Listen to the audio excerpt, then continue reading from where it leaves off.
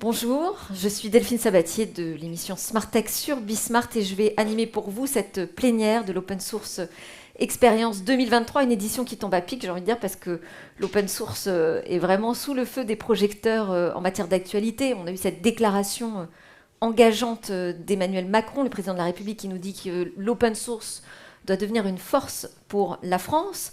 On a aussi de nombreuses annonces dans le domaine de l'IA avec le développement de grands modèles de langage open, nous dit-on, ouverts. Et puis, il y a ces discussions très politiques sur le numérique qui se tiennent à Bruxelles et qui sont aussi impactantes pour l'écosystème. D'ailleurs, nous aurons le ministre en charge du numérique en France, Jean-Noël Barrot, qui sera ici. Je l'interviewerai sur scène aux alentours de 10h. On verra en fonction de son arrivée. On aura aussi une discussion ce matin ensemble sur la cybersécurité et l'open source avec des pointures, avec l'ANSSI, cybermalveillance.gouv.fr, Thales. On va aussi s'intéresser à la manière dont on peut travailler le numérique, l'open source de manière responsable avec le point de vue de Véronique Torner. Et puis, on accueillera les parrains également de cet événement, Red Hat et Orange, qui viendront faire un partage d'expériences et nous placer l'open source dans cet écosystème du numérique de manière générale. Alors, je devais normalement ouvrir cette édition avec Jean-Luc Bella, puisque l'Open Source Experience est un événement organisé par Systématique Région, Paris Région, pardon. Il est coincé dans un RER, donc on espère qu'il sera là au moins pour le mot de la fin de cette plénière. En attendant, je vous demande d'accueillir et d'applaudir les coprésidents de l'événement. Il s'agit de Clément Oudot et Laurent Marie, qui sont respectivement Identity Solution Manager et CEO. Bonjour à tous les deux. Merci beaucoup pour cet événement. Vous êtes les chefs d'orchestre du programme de ces 2 jours qui vont être très très riches. On va en parler ensemble. Je voulais vous demander peut-être déjà pour commencer quelques mots sur vous, votre engagement dans l'open source, peut-être à titre personnel, mais aussi à travers Vortex. Merci Delphine. Bonjour à tous. Merci d'être venus si nombreux. Donc pour ma part, pour ceux qui ne me connaissent pas, je suis Laurent Marie, le fondateur et président de la société Vortex, une société d'expertise en open source qui joue également un rôle d'éditeur et de contributeur. Donc pour ma part, ça fait environ 20 ans que je suis dans ce domaine. J'ai commencé par une vieille société dont vous ne vous rappelez certainement pas, qui s'appelait Alcove, pour ensuite, avant de monter ma propre société, travailler chez Savoir-Faire Linux. Il y a des connaisseurs. Pardon ? Il y a des connaisseurs dans la salle, des anciens même. Ah ben, il y a des vieilles personnes. Bienvenue. Clémence, à toi. Oui, bonjour. Donc Clément Oudot. Pour ma part, moi, ça fait pas environ 20 ans, ça fait exactement 20 ans que je travaille dans l'open source, que j'ai démarré en novembre 2003. Et je suis également chez Vortex. Moi, je m'occupe de tout ce qui est gestion d'identité, sécurité, authentification. Voilà, donc ça, c'est mon dada. Je suis quelqu'un plutôt technique. Et voilà, j'ai eu l'honneur cette année d'être coprésident avec Laurent de cette édition d'Open Source Experience. Et alors, est-ce parce que vous vous occupez de ce sujet de la sécurité que vous avez décidé aussi d'installer en plénière un sujet sur la cybersécurité ? Alors oui, effectivement, il y a quelques sujets d'actualité en ce moment, notamment la cybersécurité. Alors quand je parle d'actualité, c'est une actualité qui date d'il y a bien longtemps. Hein. Tout le monde s'en préoccupe et on a souhaité la mettre à l'honneur. Et en parallèle de ça, donc, non, pour revenir sur ce point, on va trouver en fait dans l'ensemble des tracks une table ronde sur la cybersécurité, puisque ça affecte au final l'ensemble du système d'information. Et on a ce sujet de la cybersécurité qui va être traité d'une manière quand même spécifique, parce que c'est un sujet dont on parle tout le temps, partout, à cause des nombreuses attaques, on présente plein de solutions, mais là on va vraiment s'intéresser à l'open source. Peut-il être un allié dans la cybersécurité ? Donc, je vous invite à rester, parce que ce sera juste après. Il y aura aussi beaucoup d'autres rendez-vous. Je disais que cette édition était très très riche. À quoi faut s'attendre là sur les 2 jours ? Alors, pour reprendre peut-être, on a une particularité avec... c'est vrai qu'on allait un petit peu vite. On a une particularité avec l'IA, qui, pour respecter l'actualité, bien évidemment, a pris beaucoup plus de volume. On parle beaucoup de ChatGPT, mais on verra qu'il y a énormément de choses dans le domaine de l'open source dont on ne parle pas assez. Donc, n'hésitez pas à venir revoir tout ça. Je m'aperçois qu'on a sauté une étape importante du fait de l'absence de Jean-Luc, je pense. On voulait remercier un petit peu tout le monde. Ça se fait quelquefois. Notamment le copil de l'ESXP pour nous avoir fait confiance. ainsi que systématique, et puis l'ensemble des sponsors de l'événement. Voilà, c'était assez important. Et je n'oublie pas InfoPro Digital qui organise ce salon. Également, ils ont fait un travail fantastique. Ils sont derrière moi. Ce sont l'ensemble des VP. Vous aurez l'occasion de les croiser sur l'ensemble des tracks que vous allez pouvoir suivre durant ces 2 jours. Merci à eux. Alors, un mot sur le programme. Voilà, effectivement, donc ces personnes... Ça va être une édition quand même rythmée par beaucoup d'événements. Oui, il y a... alors, on ne change pas une équipe qui gagne, donc comme les éditions précédentes, on organise le programme autour de différentes thématiques. Donc là, vous avez effectivement les 6 vice-présidents qui correspondent aux 6 thématiques principales que vous pouvez voir là. Donc l'IA, en fait, cette année, prend un peu plus d'importance que les années précédentes, comme l'a dit Laurent, du fait de l'actualité. Je pense que tout le monde a entendu parler d'intelligence artificielle ces derniers mois. Et donc les autres thématiques qui sont assez classiques reviennent en fait cette année avec toujours le numérique responsable qui prend aussi de l'importance en fait dans notre métier, et puis une grosse part en fait pour les technologies, et donc vous aurez aussi tout ce qui est embarqué, stratégie et gouvernance, et puis les solutions d'entreprise. Au total, c'est quand même des beaux chiffres. Alors déjà, un chiffre qui n'est pas là, c'est que le nombre de soumissions en fait, qui ont été déposées à l'appel à conférence en début d'année était d'environ 400. C'est beaucoup plus que l'année précédente. Donc on est déjà très content qu'il y ait beaucoup de gens qui soient manifestés. Évidemment, ça fait des déçus, puisque plus il y a de gens qui participent, comme le nombre de conférences est à peu près équivalent à l'année dernière, il y a plus de gens qui sont laissés de côté. Mais voilà, on arrive quand même sur un très beau programme avec environ 160 conférences, pratiquement 230 intervenants. Voilà. Et comme vous l'avez dit, quelques événements un peu plus, des événements partenaires qui viennent se greffer en fait à l'Open Source Experience. Je ne sais pas si tu veux en dire 2 mots.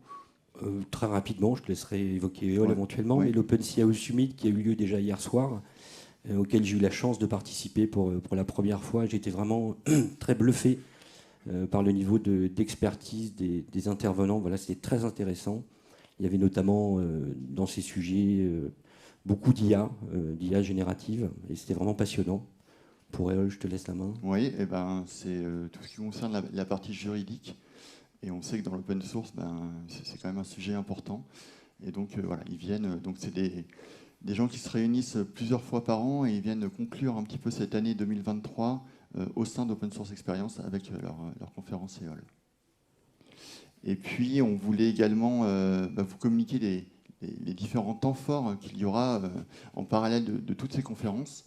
Des temps forts en fait que vous retrouvez chaque année, et des nouveaux. Donc les acteurs du libre qui sont des trophées, et également les territoires numériques libres qui sont des trophées. Donc on va récompenser un peu le travail d'un certain nombre de territoires, d'entreprises, d'associations qui ont travaillé cette année.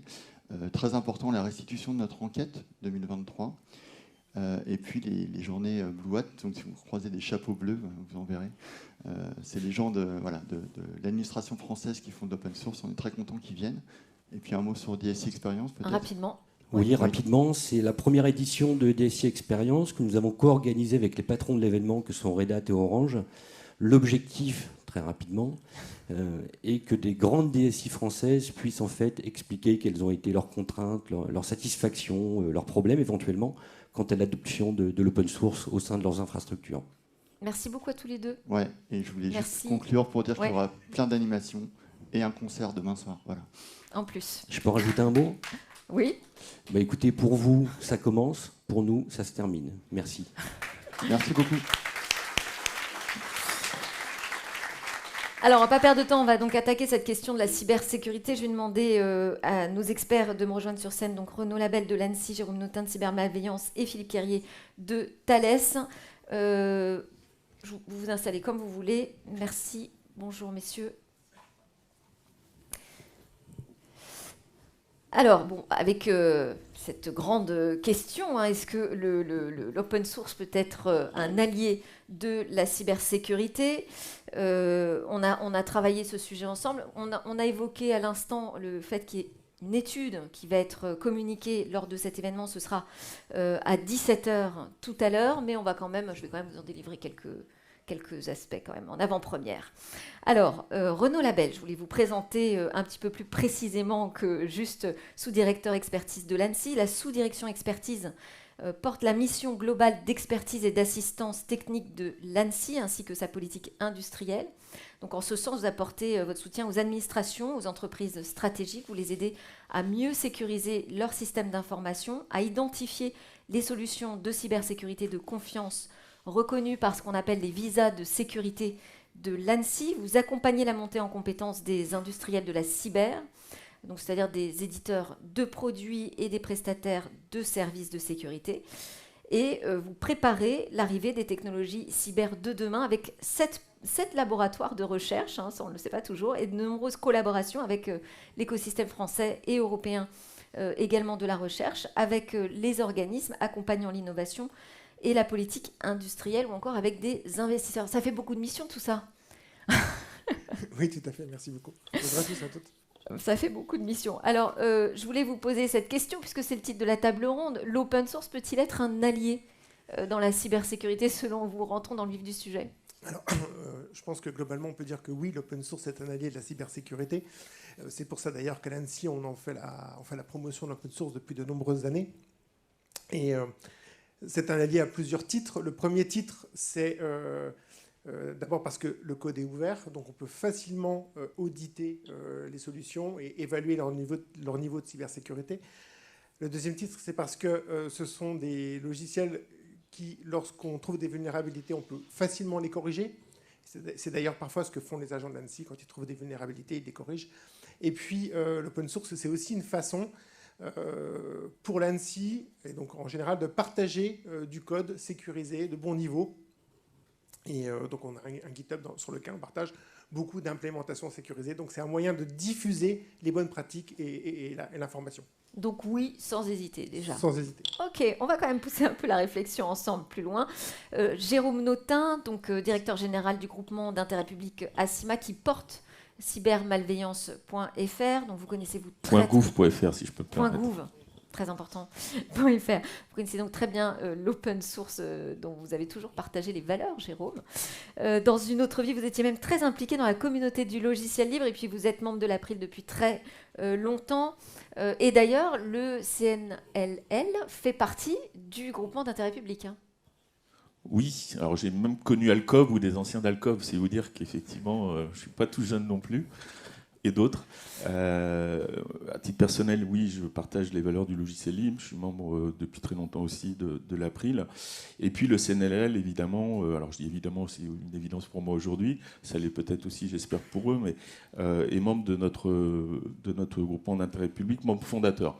Si je peux revenir un tout petit peu sur l'historique, quand en 2016, j'ai la chance extraordinaire de rejoindre l'ANSSI en tant que préfigurateur, parmi les missions, il fallait identifier des prestataires en capacité d'assister les victimes. Ça fait partie des missions phares de notre dispositif sur l'ensemble du territoire national. Et en tant que fan du modèle du logiciel libre au sens général, je pensais, et j'étais soutenu par le directeur général de l'ANSSI, Guillaume Poupard, sur ces décisions-là, j'étais convaincu que les intégrateurs, alors peut-être pas ceux qui contribuent, ceux qui développent les logiciels, qui hackent les logiciels, mais en tout cas ceux qui font de l'intégration, on en a besoin sur les territoires, étaient en capacité de faire de la remédiation avec des produits de sécurité.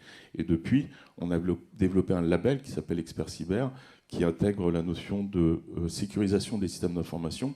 Et je suis plus que convaincu que énormément de logiciels libres peuvent être utilisés pour sécuriser les professionnels dans nos territoires, les TPE, les PME et les collectivités. Et vous travaillez avec des logiciels open source dans votre équipe, j'imagine. Alors, nos postes de travail sont sous une distribution grand public bien connue, quand bien même on est un grand éditeur d'OS américain qui soit pas membre fondateur. Le CNLL était précurseur et on était ils étaient une dizaine de membres fondateurs. Aujourd'hui, on a 63 membres. Mais oui, les agents du GIP travaillent sur une distribution Linux, GNU Linux, grand public. Ça fait un peu bizarre au début. Ils ne sont pas forcément habitués, malheureusement. Mais il n'y a pas de problématique, alors, sauf les problématiques très classiques, de moins en moins vrais quand même, mais de fichiers bureautiques très compliqués avec des macros, mais comme en sécurité, on n'aime pas trop les macros, on évite de les utiliser. Philippe Carrier à côté de moi. Alors vous, après 26 ans dans le domaine des réseaux de télécommunications et quelques années aux États-Unis, vous êtes aussi passé par les célèbres Bell Labs. Vous avez rejoint Thales début 2016. Vous êtes en charge de la stratégie, de la technologie et du M&A. Et d'ailleurs, vous avez contribué au travers de l'acquisition de Gemalto en 2019 et l'annonce plus récente de l'acquisition d'Imperva a positionné Thales comme ce grand acteur mondial de la cybersécurité. Que représente l'open source aujourd'hui chez Thales ? Tout d'abord, comme l'a dit Renaud, je pense que l'open source est vraiment au cœur de la cybersécurité, puisqu'en fait, on a quand même des briques essentielles du domaine qui ont été publiées en open source, et ce depuis le début. Et donc, comme vous l'avez dit, avec un groupe Thales qui s'affirme de plus en plus comme un des leaders, je dirais des leaders mondiaux, puisqu'on est parmi les 5 de la cyber au niveau produit, il est clair que pour nous, l'open source est un élément absolument essentiel. Et quand on regarde l'open source, je pense qu'il y a quatre choses qu'on peut mettre au même niveau. Et en particulier ce même niveau d'importance. Alors bien entendu, c'est utilisé, et on l'utilise chez nous, mais qui dit... Donc c'est très utilisé en interne ? Oui, c'est utilisé en interne et c'est utilisé dans nos produits. C'est-à-dire qu'on l'utilise aussi bien pour nos outils internes, mais ça fait partie intégrante des solutions que nous fournissons à nos clients. Alors, on utilise... Mais bien entendu, on ne se contente pas d'utiliser, puisqu'on doit faire partie des communautés, et donc bien entendu, de plus en plus, et ça a été progressif. On publie, on adopte, et puis il y a aussi toute une culture où, pour moi, l'open source est un vecteur d'excellence, et donc excellence à la fois dans les communautés, et donc le comportement dans les communautés quand on en fait partie, et puis quand on publie, il faut s'appliquer aussi ces valeurs d'excellence. On va quand même aller regarder quel est le niveau de sécurité aujourd'hui des logiciels open source. Renaud Labelle, vous qualifieriez ce niveau comment ? Parce que vous les voyez passer, ces logiciels, vous les auditez. Alors en fait, il est assez varié.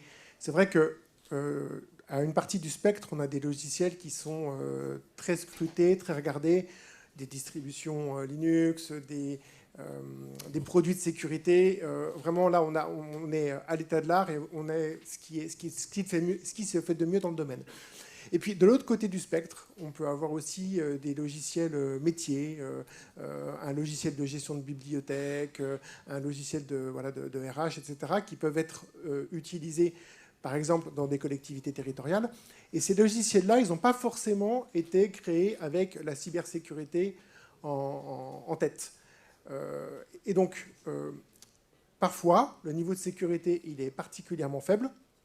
On a eu récemment un cas à Nancy où un tel logiciel était exposé directement sur Internet, et puis des attaquants se sont servis de ce logiciel comme d'une porte d'entrée, sont rentrés sur le système d'information d'une communauté, et puis ont réussi à chiffrer l'intégralité du système d'information. Quand l'ANSSI a voulu se tourner vers les développeurs pour corriger le logiciel, en fait, il y avait un développeur qui gérait le truc, et puis il gérait ça sur son temps libre, le week-end, pendant les vacances, et il nous a dit, moi, de toute façon, je n'ai pas la compétence pour corriger ce logiciel-là. Donc, on a quand même un spectre assez large, et l'idée générale, le logiciel open source, il est forcément de très grande qualité. C'est pas vrai. C'est pas vrai. On a vraiment une grande diversité. Et il faut prendre en compte toute cette diversité.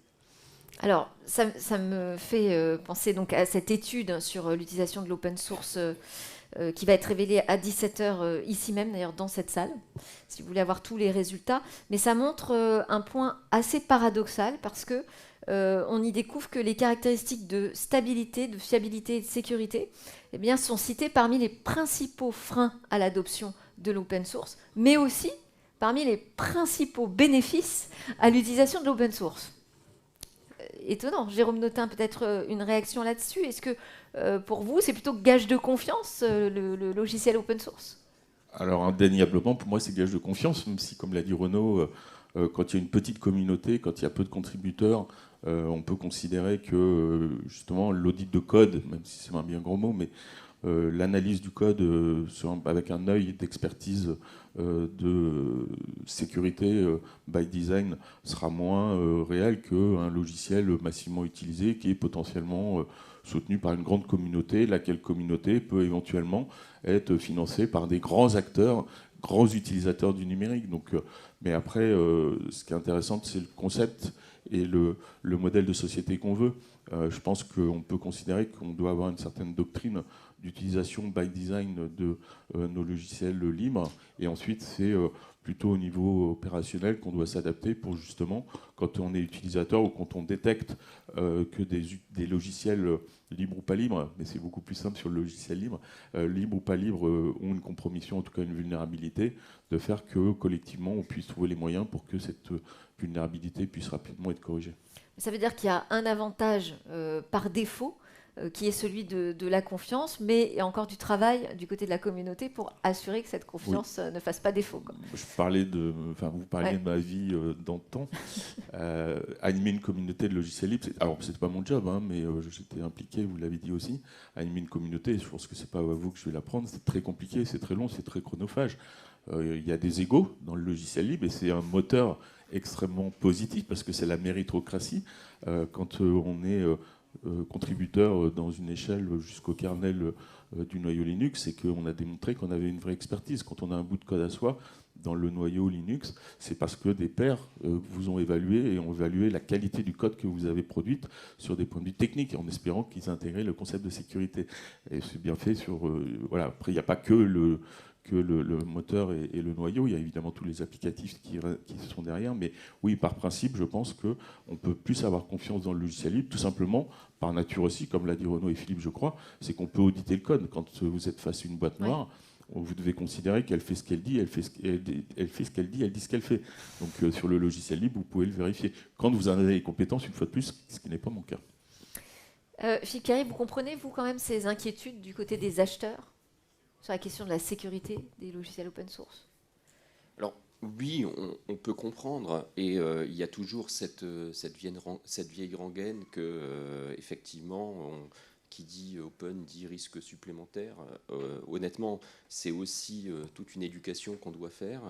Et nous, on est convaincus que c'est exactement le contraire, et ça a été dit, je pense qu'on le partage. Donc il y a la rengaine qui dit code ouvert veut dire qu'on peut imaginer détecter plus de failles.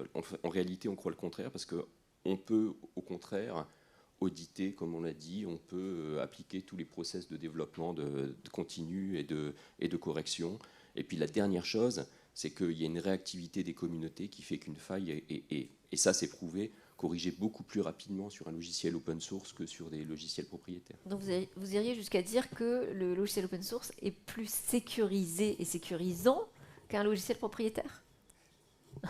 Enfin, pas toujours aller jusque... je pense qu'il y a de tout. Il y a de tout, mais je ne ferai pas de différence. Et globalement, je trouve que oui, je pense que c'est plutôt un gage de sécurité que le contraire.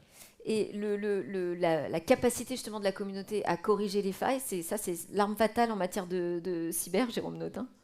Alors avant de répondre à la question, juste compléter ce qu'a dit Philippe et aller dans le sens, c'est qu'en France, et dans d'autres pays, je pense que c'est moins le cas, en France, un grand acheteur a toujours la conviction qu'on ne va jamais le gronder si jamais il fait une erreur parce qu'il achète un gros faiseur. Je ne vais pas citer de marque, mais voilà. Et ça, on luttait contre ça il y a 10 ans, il y a 15 ans.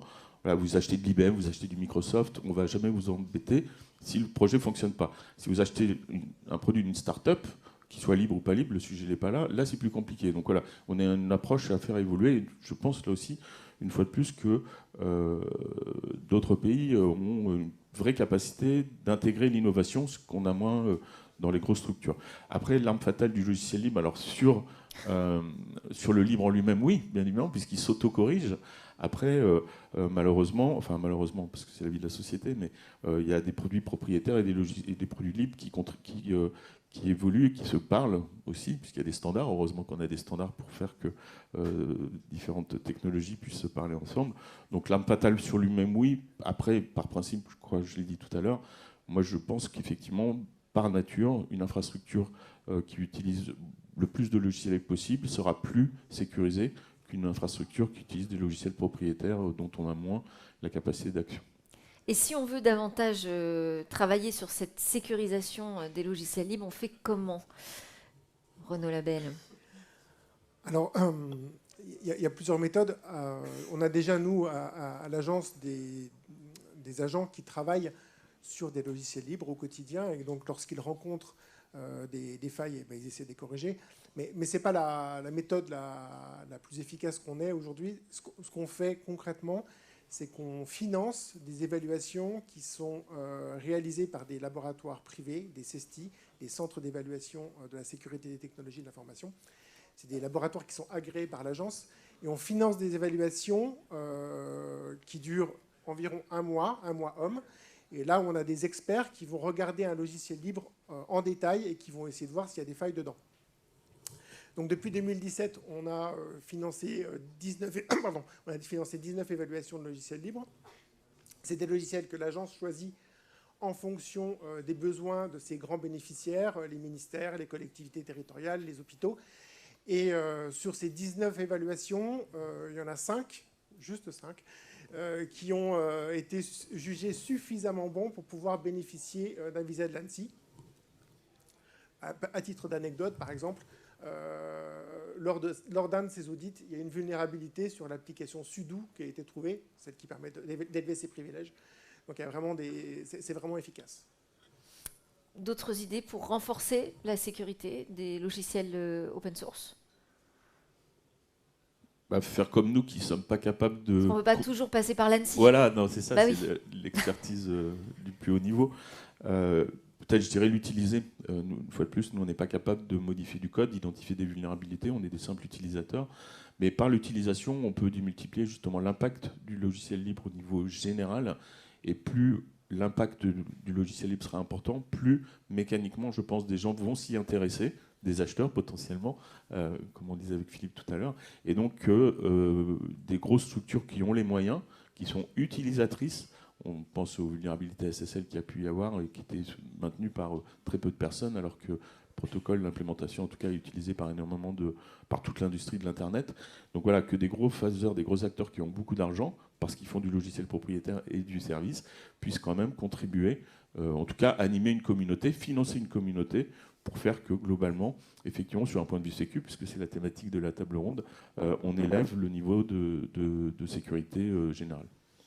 Oui. Puis peut-être rebondir, parce que je pense que c'est vraiment un effet d'entraînement, parce que à partir du moment où il y a aussi des acteurs de la cybersécurité comme nous qui s'y intéressent, je vais prendre juste un exemple. On a un exemple assez réussi d'un logiciel qui s'appelle Freja, qui permet d'aider à la cybersécurité des déploiements en YAML.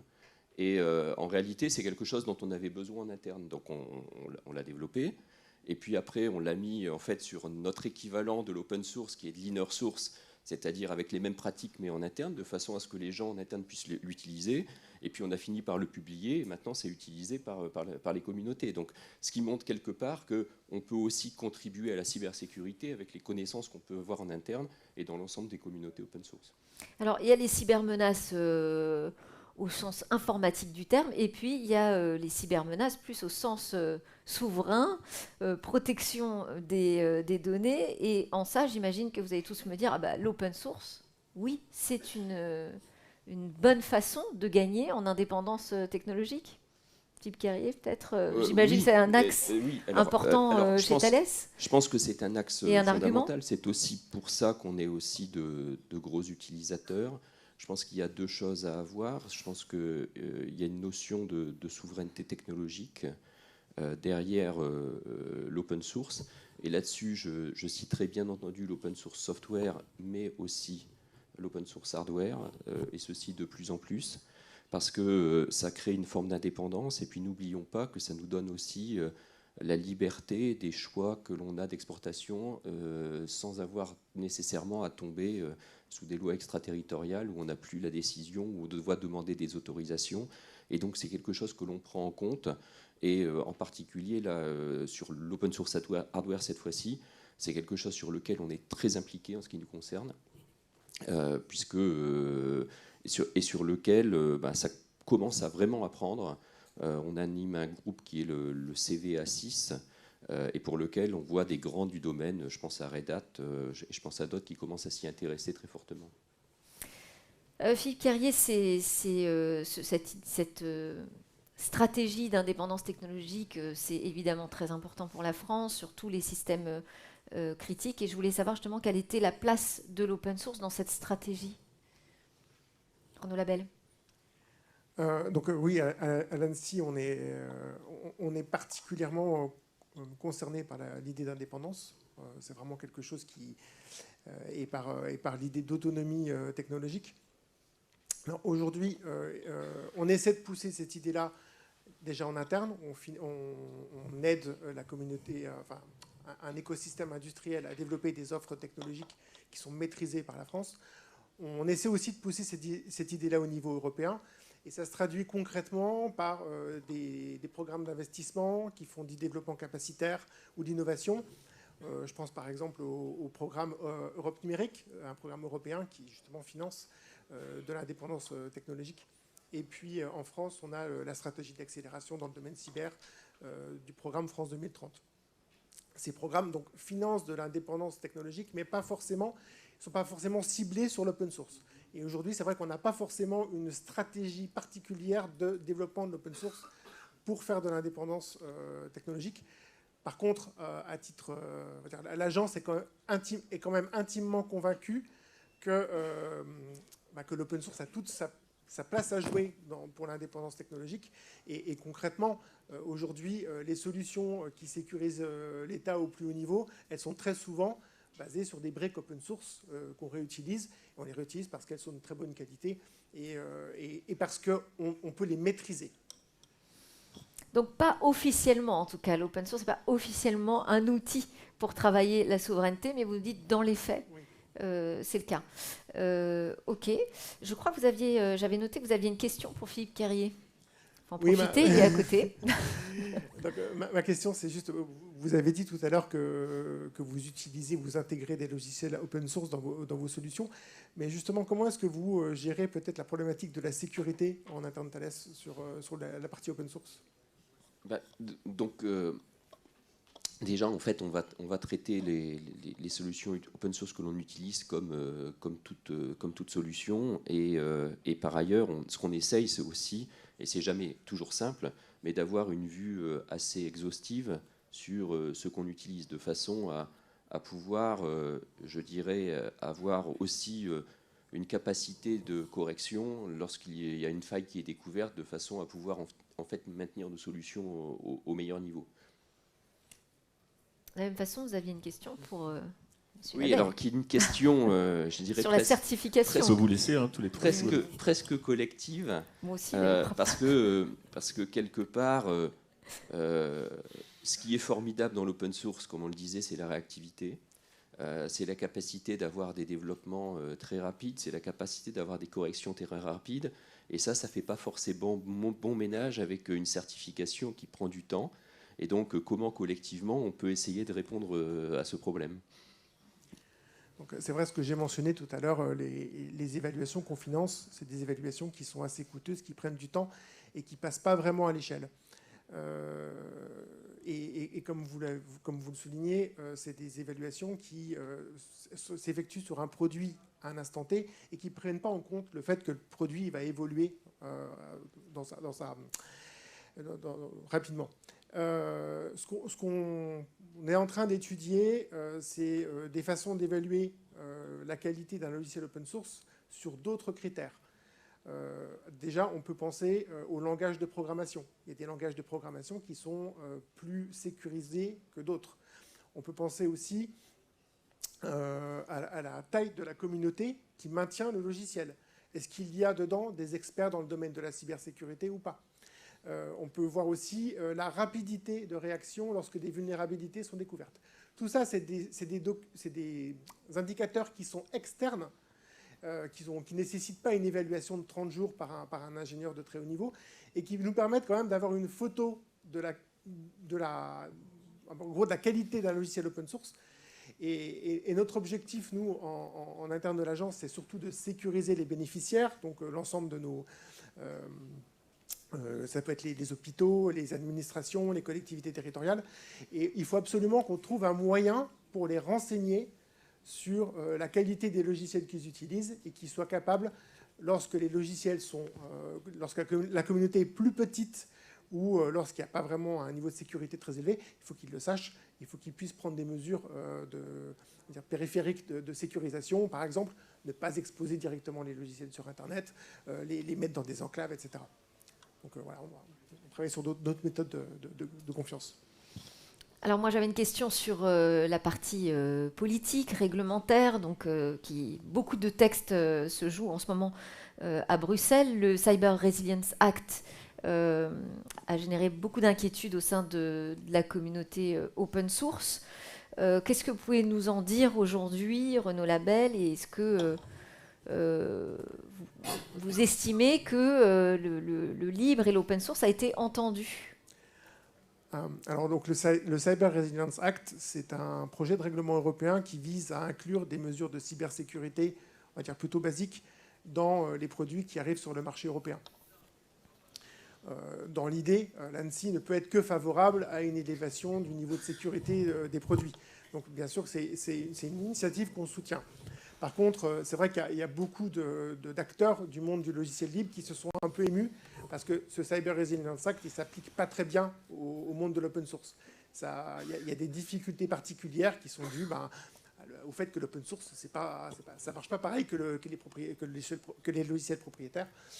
Et donc il y a beaucoup de remontées qui ont été faites à la Commission européenne dans ce sens.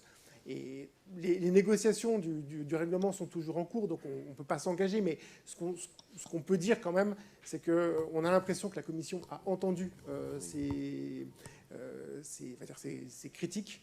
Et donc on peut espérer qu'elles vont être prises en compte pour faire évoluer le règlement dans un sens plus favorable. Merci. Philippe Carrier. Oui, non, et je vais complètement dans ton sens. Je pense qu'on commence à voir des mouvements, en particulier, où s'appliquerait en fait le CRA, en particulier à la revente d'un logiciel complet, et pas forcément à chacun des contributeurs d'une communauté open source, qui était vraiment l'immense problème au départ, quoi. Oui, juste pour compléter, on a la chance en France d'avoir quelques parlementaires qui ont identifié le sujet, qui ont bien compris tous les enjeux, qui suivent ça, et donc qui font un travail aussi au niveau de l'Europe d'explication des enjeux du projet par rapport aux communautés des logiciels libres.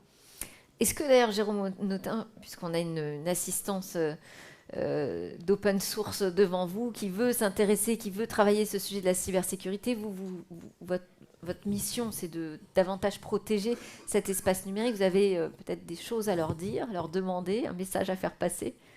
Alors, la mission de protection, c'est chez Renault. Nous, on est mission d'assistance des victimes et protection de leurs infrastructures, mais au sens utilisateur, donc entreprises et collectivités. C'est peut-être ce que j'ai dit tout à l'heure. Alors, je pense que je prêche à une communauté qui est assez convaincue s'ils sont présents dans la salle et sur cet événement aujourd'hui. Mais voilà, nous, vous l'avez compris, ma conviction, c'est que le logiciel libre est quand même quelque chose de très positif. Mais on n'a pas cette possibilité au sein de notre dispositif. On est 20 agents avec des missions importantes et des moyens relativement peu importants. On n'a pas les moyens de contribuer au logiciel libre. Par contre, comme je l'ai dit tout à l'heure, le fait d'être utilisateur, de le dire, voilà, nous, l'ensemble, tous nos postes de travail sont sous logiciel libre, les serveurs évidemment, l'infra est exploité par des logiciels libres, quelques sondes et quelques produits qualifiés par l'ANSSI de produits de protection qui sont propriétaires parce que là on n'a pas le choix. Mais voilà, donc si je peux répondre plus directement à votre question, je pense là encore que le public aujourd'hui est utilisateur. Donc à minima, soyez utilisateur du logiciel libre, consommez du logiciel libre, et comme l'a dit Philippe tout à l'heure, ça créera une émulsion et ça tirera la communauté du libre vers le haut, et en particulier sur des aspects cyber. Renaud Labelle, un projet peut-être de l'ANSSI qui peut intéresser la communauté open source là, qui est devant nous? Alors, donc, je vais reprendre un peu ce que je disais tout à l'heure. Donc, on va travailler sur des nouvelles méthodes d'évaluation du logiciel. Donc, il y a ce qu'on a décrit tout à l'heure, la certification. Il y a aussi des indicateurs externes. On a aussi d'autres méthodes qu'on est en train de tester, des bug bounty, des choses comme ça, donc, pour essayer de faire monter le niveau global des logiciels. Donc, ça, c'est des choses qui sont déjà en cours. Et puis, on va travailler...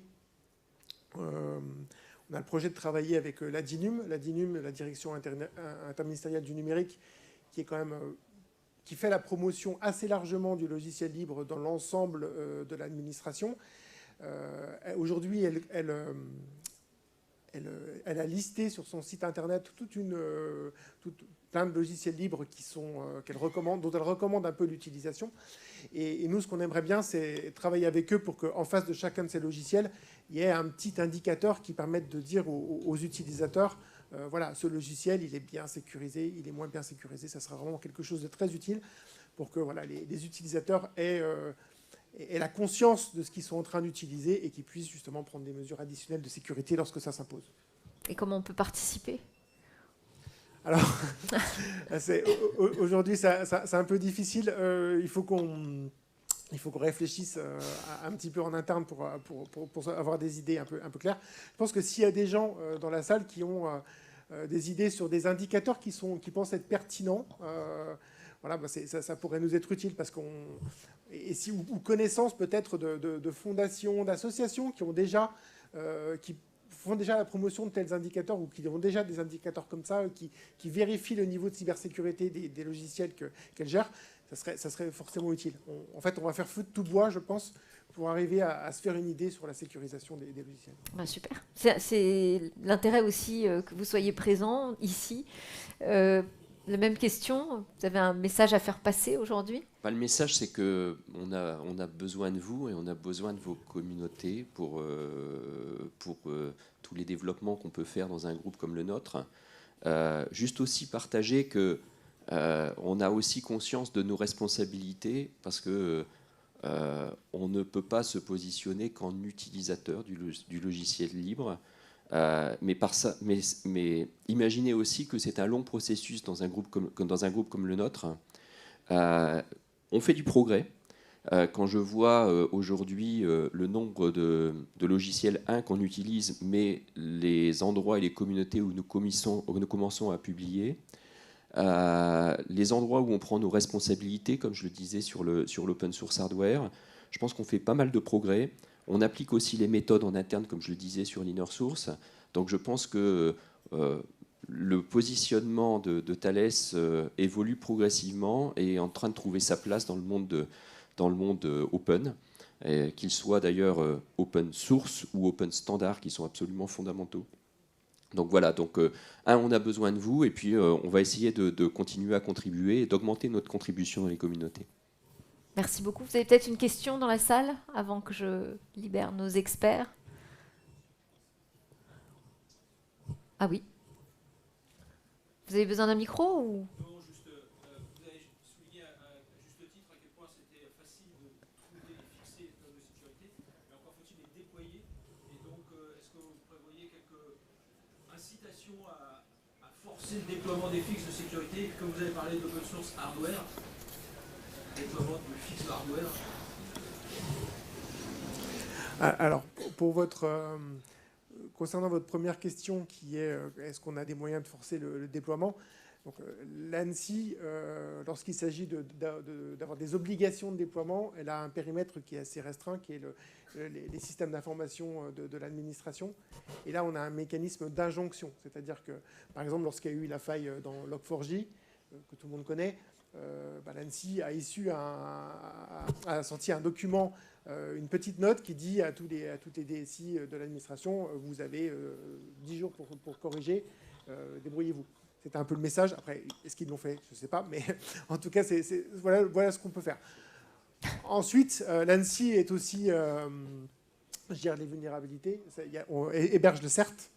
Donc là aussi, on peut communiquer plus largement sur les vulnérabilités. Je sais que de temps en temps, pour la communauté des industriels qui tourne autour de la cybersécurité, qui tourne autour de l'ANSSI, on a une newsletter que lorsqu'il y a des vulnérabilités particulièrement critiques, on leur signale pour qu'ils puissent mettre à jour leurs produits.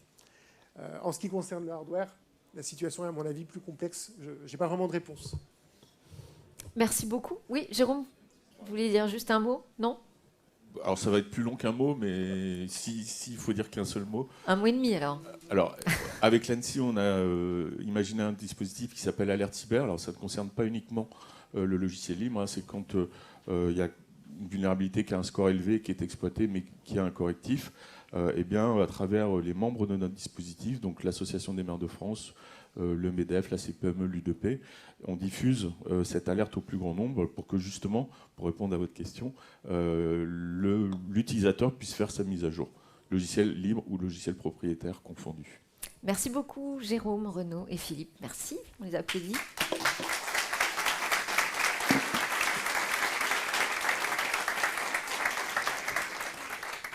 Et donc c'est l'heure d'accueillir le ministre chargé du numérique, Jean-Noël Barrot.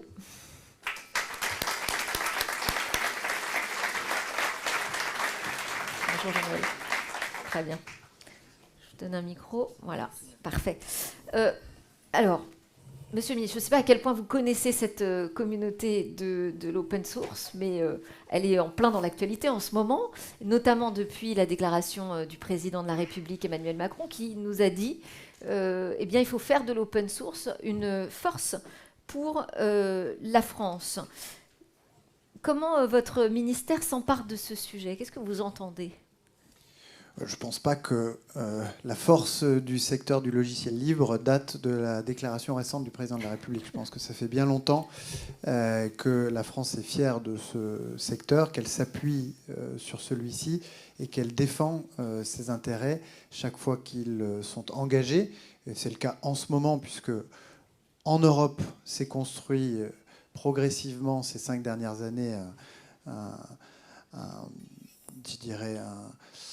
un édifice réglementaire pour l'économie et la société numérique, et que dans ce contexte, la France, qui a porté une partie du fardeau, puisqu'elle a présidé l'Union européenne pendant 6 mois, au premier semestre 2022, la France a à cœur de promouvoir l'open source en général et de le défendre lorsqu'il est embarqué dans des régulations qui visent en premier lieu le logiciel fermé sans se préoccuper de l'impact que cela peut avoir pour la vitalité du logiciel libre et de l'open source. Alors comment votre ministère justement le défend, cet open source?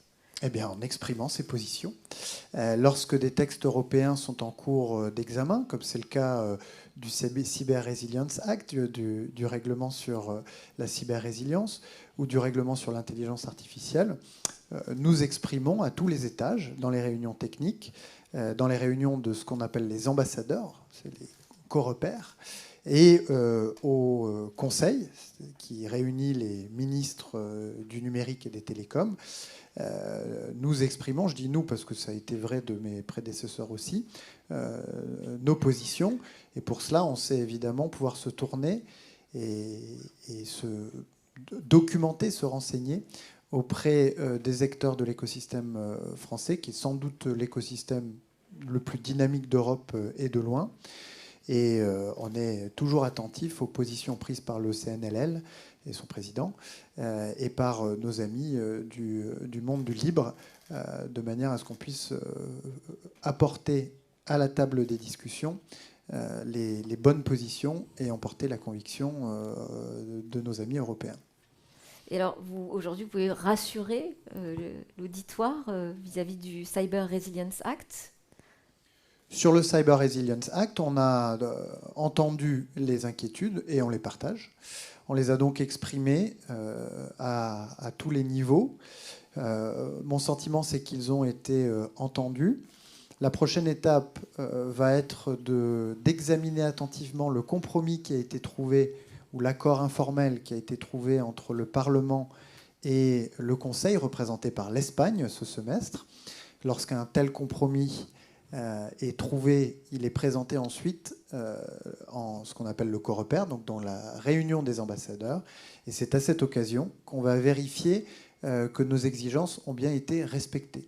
Quelles étaient-elles nos exigences? Eh bien, de différencier le logiciel ouvert et le logiciel fermé, d'exonérer le logiciel libre d'un certain nombre des obligations ou des charges juridiques que le règlement sur la cyber-résilience entend faire peser sur les éditeurs de logiciels, de manière à ce que les choses soient équilibrées et efficaces, puisque lorsqu'on est ouvert, par définition, on est soumis au contrôle démocratique permanent, Et donc, on doit pouvoir s'exonérer d'un certain nombre des contraintes de ceux qui opèrent des boîtes noires, d'une part. Et puis, d'autre part, lorsqu'on est ouvert, et qu'en plus, on est à but non lucratif, qu'on fait ça d'une manière collaborative, eh bien, on ne peut pas imaginer supporter des contraintes qui s'imposent à des acteurs commerciaux. Donc, dans ces deux dimensions, la dimension de la transparence et la dimension du caractère lucratif, on a plaidé pour qu'il y ait une gradation dans les obligations. Un accord a été trouvé il y a quelques jours entre la présidence et le Parlement. Nous allons examiner cet accord dès qu'il nous sera présenté et veiller à ce que nos exigences soient bien respectées, sans quoi eh bien, nous remonterons à l'assaut. Parce que dans l'open source, il n'y a pas que du but non lucratif. C'est ça l'inquiétude, tout à fait. Sur la question de la souveraineté, on en parlait juste avant lors de la table ronde sur la question de la cybersécurité et de l'open source, le lien entre les deux. Est-ce que vous voyez l'open source comme une manière justement de travailler, de gagner notre indépendance technologique, notamment dans le domaine de l'IA ? Je pense qu'il y a un double dividende au logiciel libre. Le premier dividende, c'est celui de la transparence. Et avec les inquiétudes qui entourent l'émergence des modèles à vocation générale, il n'y a pas de meilleur remède que l'ouverture et la transparence pour rassurer les utilisateurs en permettant une appropriation et un contrôle démocratique sur les solutions logicielles. Donc ça, c'est le premier dividende.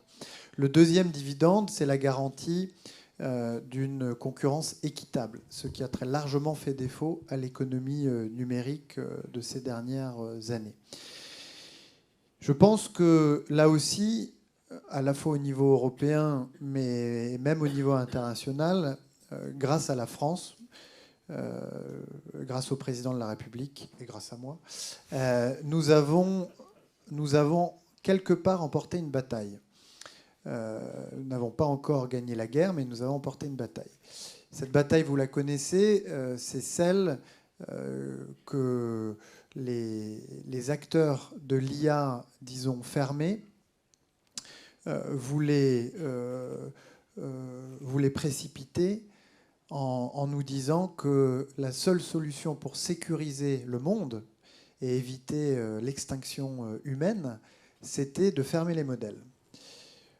Et pour s'en convaincre, il suffit d'aller sur le site d'OpenAI. Sur le site d'OpenAI, vous avez un manifeste. Et je parle du site avant, je n'ai pas été revoir depuis, mais avant le changement de gouvernance. Avant le changement de gouvernance, avant le sommet IA de Bletchley Park au Royaume-Uni sur les risques extrêmes et l'extermination de l'espèce humaine, vous aviez donc un manifeste sur le site d'OpenAI où les équipes d'OpenAI expriment leurs objectifs. C'est très intéressant. Jusqu'à ce qu'on arrive au chapitre Safety, au chapitre Sécurité.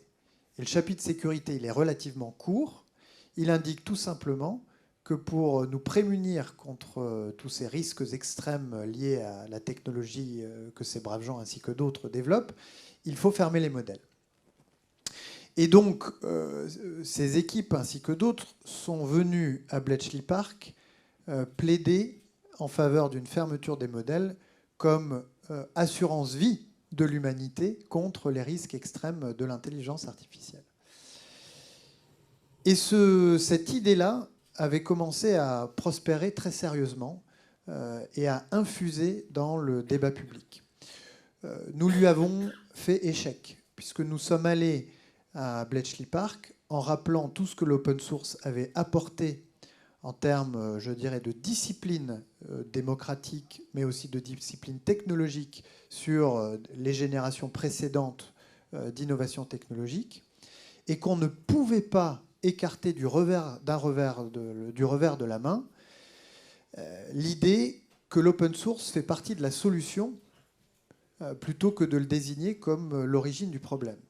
Et que bien au contraire, c'est dans l'open source qu'il allait falloir chercher les voies et moyens, y compris pour cette question de la prolifération des modèles et leur appropriation pour leur utilisation à des fins malveillantes, la solution à ces problèmes-là.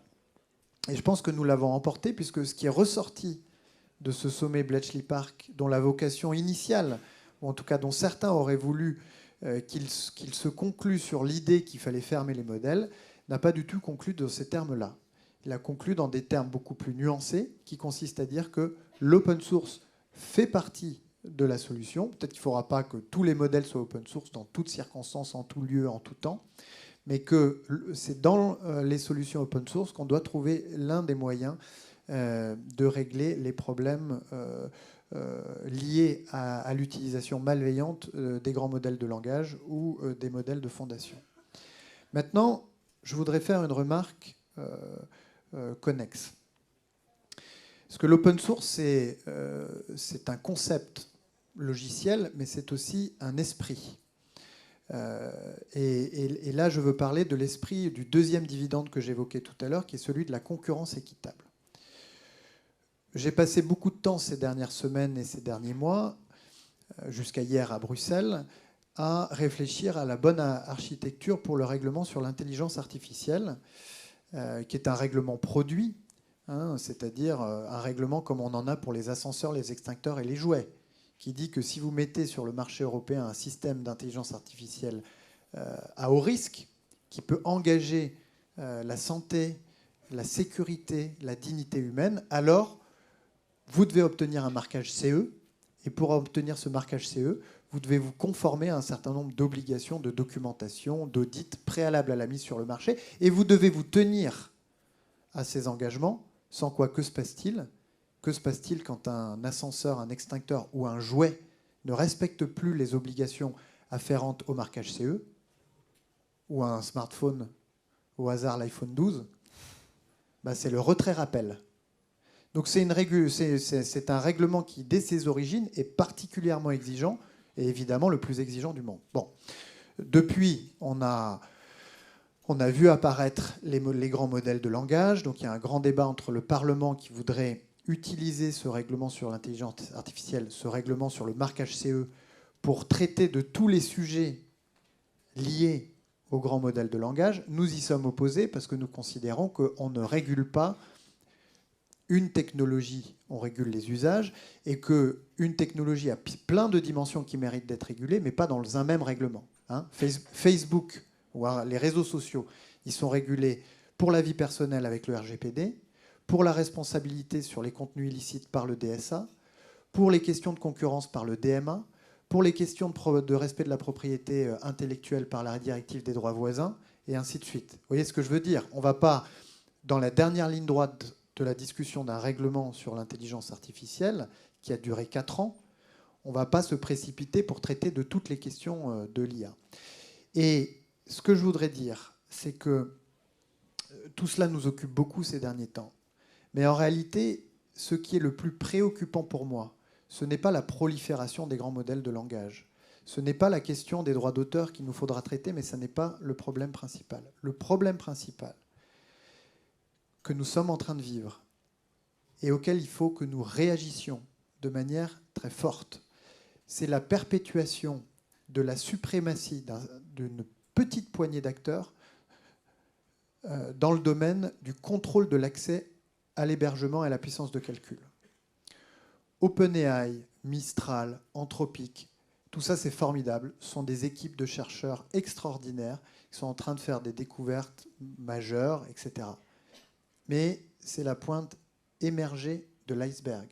L'iceberg, ce sont les dizaines de milliards de dollars qui sont investis par une toute petite poignée d'acteurs pour capter toute la puissance de calcul disponible sur la planète, d'une part, et ensuite investir le cash qui leur reste au capital de ces petites sociétés que sont OpenAI, Anthropic, Mistral et d'autres, enfin, en tout cas, surtout OpenAI et Anthropic, mais il y en a d'autres, investissements qui se chiffrent eux-mêmes en milliards, voire en dizaines de milliards, et qui sont consacrés à quoi ?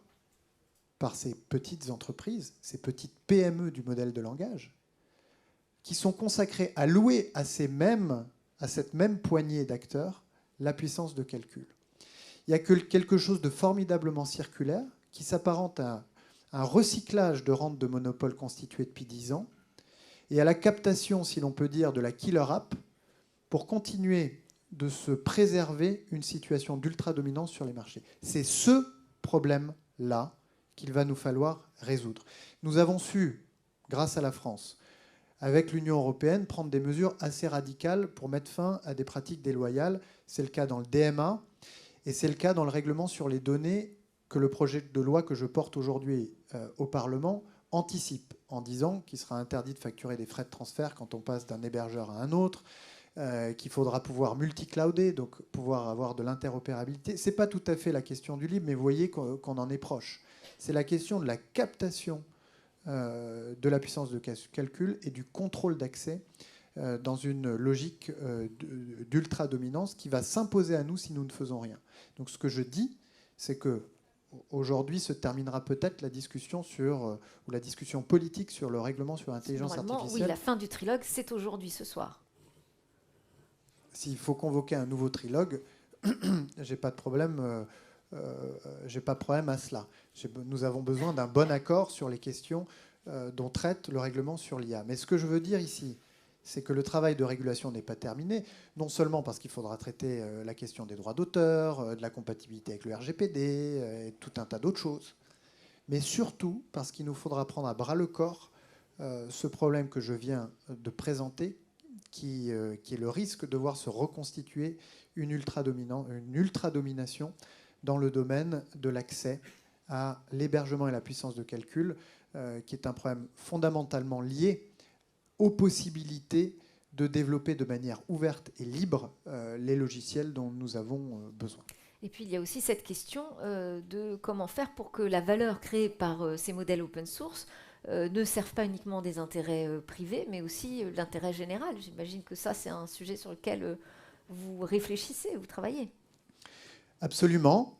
Et comme vous le savez, enfin comme un certain nombre d'entre vous le savent, le président de la République à Vivatech avant l'été avait déjà parlé d'open source et avait, aux côtés des annonces qui concernent le développement des talents, 500 millions d'euros consacrés au développement de clusters de formation et de recherche en IA, aux côtés des annonces concernant la base installée de puissance de calcul en France, avec le renforcement de Janzay, 50 millions d'euros, notre supercalculateur, celui-là même qui a permis au modèle Bloom ouvert d'être entraîné.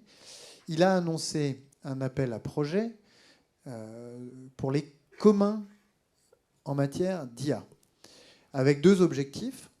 Le premier, c'est de soutenir le développement de jeux d'apprentissage pour les modèles d'IA issus de la langue et de la culture française, avec une claire incitation aux acteurs qui sont dépositaires d'une partie de ce patrimoine, des BNF, des INA et d'autres, à former avec des acteurs du logiciel des consortiums de manière à pouvoir créer des jeux de données équilibrés, ouverts, sous licence éventuellement, mais qui permettent un entraînement raisonnable et raisonné, si l'on peut dire, des modèles d'intelligence artificielle à venir, dans une logique de commun. C'est-à-dire, venez en France, plutôt que d'entraîner vos modèles sur l'Internet, vous pourrez entraîner ou raffiner vos modèles sur des jeux d'apprentissage de qualité. Et vous connaissez le proverbe auvergnat, garbage in, garbage out. Si on a des jeux de données qui sont équilibrés, on aura à la sortie des modèles qui le seront sans doute un peu plus. Donc, le premier objectif, c'est ces jeux d'apprentissage. Et le deuxième, c'est de soutenir des communs, des modèles, donc des modèles open source qui ont une vocation d'intérêt général, qui peuvent être développés par des acteurs qui ensuite les utiliseront dans diverses applications, y compris des applications commerciales. Et là aussi, l'idée est de susciter la formation de consortiums entre des acteurs de l'IA, des acteurs du libre, pour produire des solutions. On a reçu beaucoup de candidatures à cet appel à projet, et je m'en félicite. Cela signifie qu'il y avait sans doute une attente, et c'est une manière très concrète pour nous de soutenir le développement de l'open source en matière d'intelligence artificielle. Merci beaucoup, Monsieur le Ministre. Merci.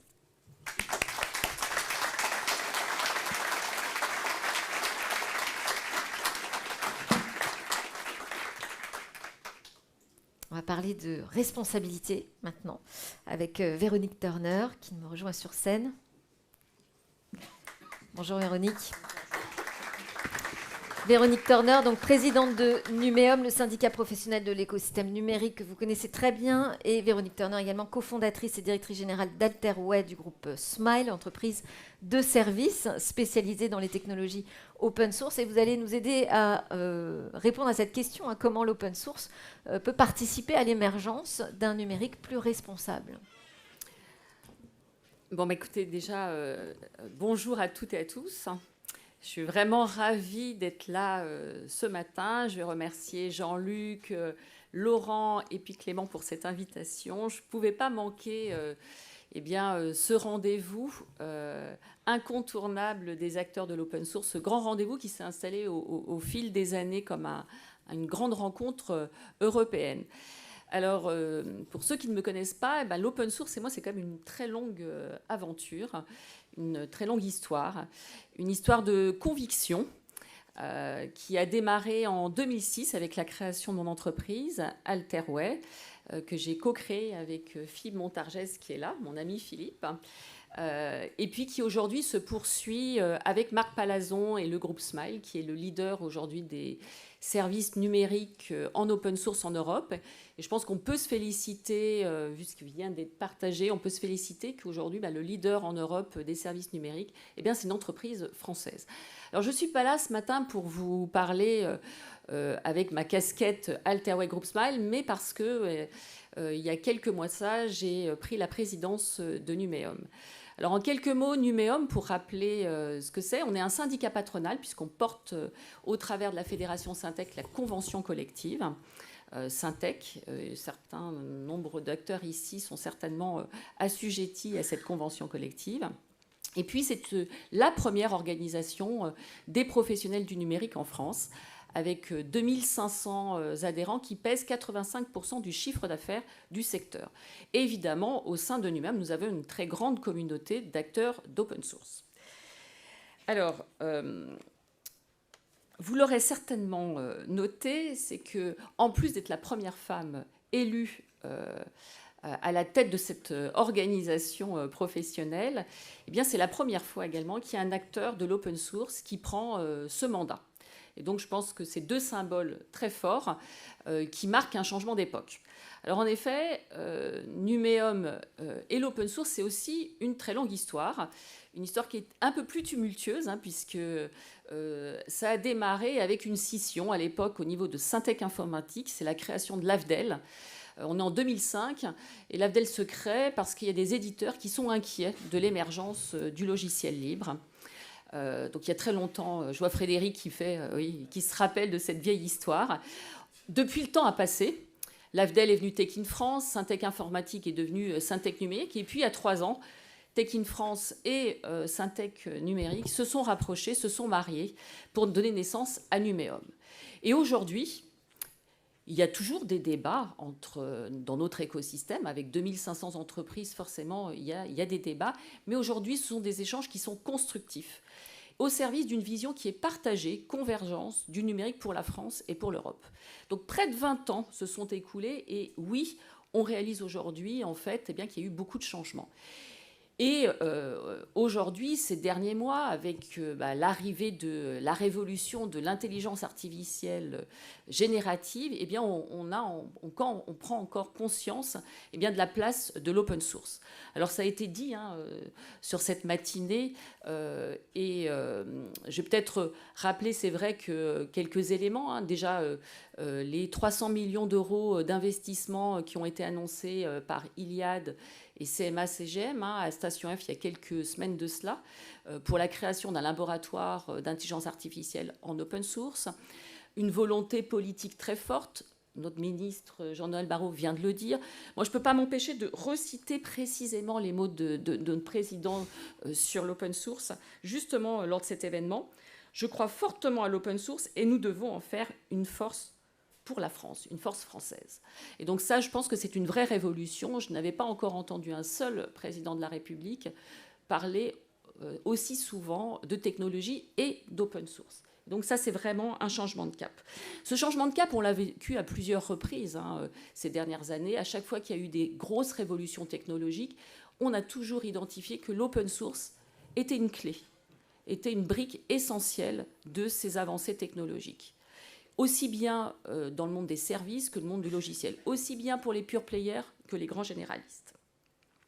Alors, en tant que nouvelle présidente de Numéum, j'entends porter la voix des acteurs du numérique et j'entends porter un nouveau projet. Bien évidemment, ce nouveau projet, il s'adresse également à l'écosystème open source.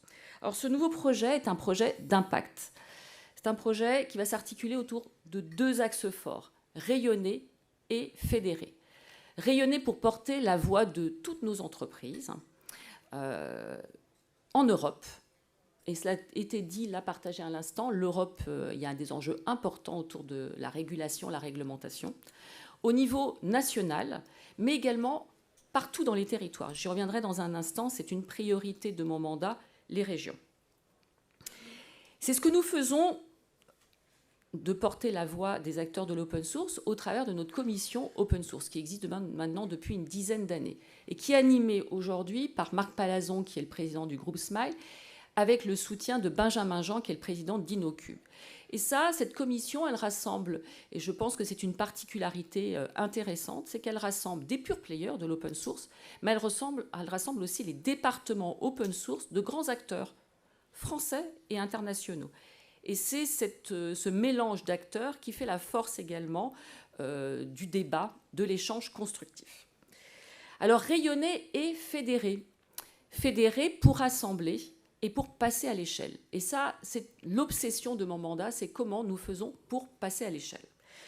Et c'est ce que nous faisons aussi au niveau de l'open source, depuis plusieurs années, avec 2 grands partenaires, d'une part Systématique et d'autre part le CNLL. Chaque année, nous nous rassemblons pour mener des études de marché sur l'open source. Et c'est ensemble que nous réussissons à mener ces grandes études. Et cette année, 2023, c'est une année particulière puisque nous sortons une étude particulière inédite en France. Nos 3 organisations, le CNLL, Systématique et nous-mêmes, avec le soutien du SIGREF, nous sortons une étude sur le marché open source, vous en avez parlé tout à l'heure, qui est inédite. Inédite sur 2 éléments. Inédite parce qu'elle rassemble un grand nombre d'acteurs. Plus de 600 organisations utilisatrices ont été auditionnées, de toute taille et de tout secteur. C'est inédit également parce que ça fait référence au marché également allemand, puisque cette étude s'est basée sur une méthodologie qui s'appelle l'Open Source Monitor, qui a été menée sur plusieurs années, je crois 2019, 2021, 2023, par notre homologue allemand, Bitkom, qui est un peu un équivalent de Numéum en Allemagne. Et donc pour ces 2 raisons, cette étude est très intéressante. Et par rapport aux précédentes études qu'on a pu mener, elle est beaucoup plus fine sur justement les raisons de l'usage, les bénéfices que tirent nos organisations utilisatrices de l'open source. Alors, cette étude, ça a été dit, elle sera présentée tout à l'heure à 17h dans cette même salle par nos 3 organisations. Il y aura également, je crois, quelqu'un représentant du Bitkom qui sera là également, donc qui donnera un éclairage très intéressant justement sur ce comparatif France-Allemagne. Je pense que c'est la première fois qu'on a ce comparatif européen. Il y aura également, je vous le donne, cet éclairage européen, il sera renforcé par un autre événement qui sera à Bruxelles au 1er trimestre 2024. Alors je rappelle que l'Europe, c'est un enjeu très important pour nous. C'est là, et je crois que notre ministre Jean-Noël Barrot l'a bien explicité, c'est là où se joue la défense de l'indépendance technologique de nos entreprises. Et évidemment, cet enjeu, eh bien, il est fortement porté par les acteurs de l'open source. Alors, je vous ai présenté ce projet, Rayonner, Fédérer, c'est un projet d'impact. Et j'ai fixé 3 priorités sur ce projet d'impact, parce qu'on ne peut pas finalement avoir de l'impact si on se disperse sur trop de thématiques. Ces 3 priorités, ce sont les régions, les compétences et le numérique responsable. Les régions, en premier lieu. 90% des décisions sont prises actuellement dans les régions. C'est un chiffre important et qui montre l'importance de nos territoires. Et moi, je suis ravie de cette importance de nos territoires. Au sein de Numéum, nous avons près de 50% de nos adhérents qui sont hors de la région Île-de-France. Et on s'est organisé ces dernières années avec 12 délégations régionales pour bien mailler en fait l'ensemble des territoires. Dans ces territoires, nos 12 délégations régionales, elles travaillent avec les acteurs de l'écosystème local. Beaucoup de clusters digitaux, dont certains qui sont des spécialistes de l'open source. Plocera, la DIRA ou encore Naos. Naos avec qui on a un fort partenariat, notamment sur les sujets de numérique responsable. Deuxième priorité, ce sont les compétences. C'est notre plafond de verre. Pour tous les acteurs aujourd'hui de l'écosystème, nous manquons de talents. Hier, je discutais avec le directeur général, Yann Bonnet, du campus cyber. Il me faisait part de son énorme inquiétude sur le manque de talent. C'est une inquiétude qui est partagée par Numéum et j'imagine par vous en tant qu'entreprise. Et donc, nous devons travailler, en fait, évidemment, travailler des solutions pour régler ce problème. Il n'y aura pas une solution, il y en a plusieurs. On le sait, agir dès le plus jeune âge, travailler sur la formation initiale, travailler sur la formation continue, travailler sur les reconversions, être capable de recruter autrement. Chez Numéum, nous avons un programme qui s'appelle Numérique Emploi. On va chercher des gens qui sont éloignés de l'emploi. Nous travaillons avec Pôle emploi et les régions. Et nous leur proposons des parcours sur mesure pour les ramener à l'emploi, avec un taux de réussite aujourd'hui de plus de 80%. Donc il faut être capable aussi de recruter autrement, pas recruter que des bacs plus 5 qui sortent d'écoles d'ingénieurs en informatique. Et pas que des hommes. Il faut être capable d'être attractif pour recruter des femmes. Et vous l'avez vu ce matin, finalement, à part Anne-Sophie et moi, il y a assez peu de femmes. Et quand on regarde l'Assemblée, il n'y en a pas beaucoup non plus. Donc c'est un vrai sujet. À ce propos-là, sur les sujets des compétences, Numéum a aussi des actions très précises sur l'open source. On a mobilisé notamment l'OPIEC, vous ne connaissez peut-être pas ce que c'est, mais c'est notre observatoire de branche, pour réaliser une étude qui permet vraiment de regarder entre les besoins de compétences des entreprises et puis les formations qui sont disponibles en open source et essayer de rapprocher le besoin de l'offre pour être capable d'avoir une proposition qui est la plus adaptée possible. Alors cette étude, elle date d'il y a 2 ans et elle a été présentée d'ailleurs il y a 2 ans ici même à l'Open Source Experience. Je vais finir donc sur ma 3e priorité qui est le numérique responsable. Et donc, sur le numérique responsable, je crois que c'est notre responsabilité à nous, en tant que professionnels du numérique, eh bien, de porter une trajectoire pour le numérique qui est une trajectoire à impact positif. Sur le plan économique, bien évidemment, mais pas que sur le plan économique, sur le plan social, sociétal et environnemental. On a structuré notre approche chez Numéum sur le numérique responsable autour de 3 piliers: l'inclusion, la confiance et l'environnement. Donc, sur ces 3 thématiques, évidemment, l'open source a un rôle à jouer qui est très important. Je dirais même que l'open source, en favorisant l'ouverture, la transparence, la collaboration, est une brique, est une réponse au numérique responsable, pour le numérique responsable.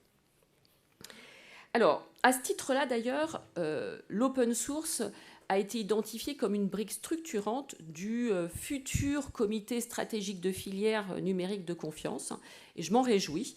Ce comité stratégique de filière était dans une phase de préconfiguration. Il va être signé, je ne sais pas si ce sera d'ici la fin de l'année ou en tout début d'année, mais en tout cas, l'open source a une place très importante. Donc, ce qui montre bien, en fait, que politiquement et au niveau, en fait, de notre écosystème économique, il y a bien une prise de conscience du rôle de l'open source. Je ne vais pas revenir sur le sujet dans la confiance, sur la sécurité, parce que ça a été très bien explicité ce matin, et donc je vais faire l'impasse sur cette partie-là. Par contre, sur le volet environnemental, je crois que c'est important de dire qu'un des avantages de l'open source, c'est quand même sa capacité à limiter l'obsolescence matérielle, et donc à allonger la durée de vie des équipements. Et j'ai juste cité un chiffre, c'est la dernière étude ADEME-ACERP, qui indique qu'en fait, que les équipements ils représentent près de 80% de l'empreinte environnementale du numérique. Donc lorsqu'on a des actions pour allonger la durée de vie des équipements, on a un énorme levier sur l'empreinte environnementale du numérique.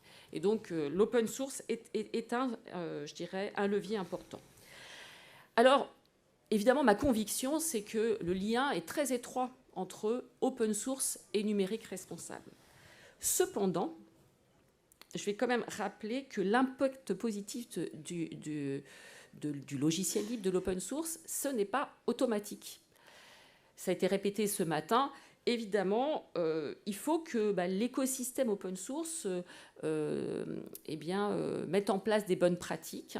Et dès la conception des logiciels open source, ils soient vus avec un prisme de numérique responsable. L'éco-conception, l'accessibilité, la sécurité by design. Et de ma vision aujourd'hui, c'est trop peu présent au niveau des grandes communautés. Et je crois qu'il y a un gros travail à faire sur cet axe-là.